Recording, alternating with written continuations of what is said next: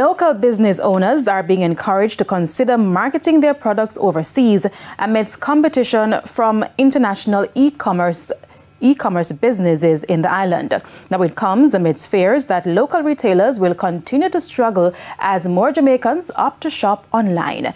Online shopping was made even more attractive as the government increased the duty-free allowance from $50 to $100 on April 1.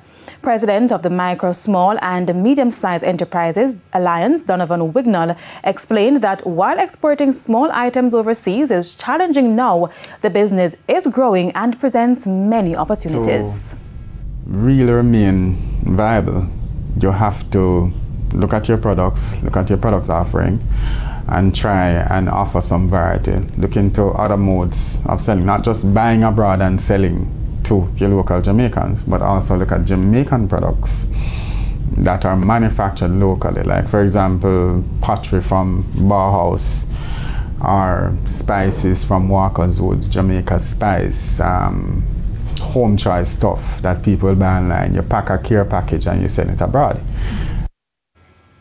And we take another break, but stay with us. More local stories when we come back.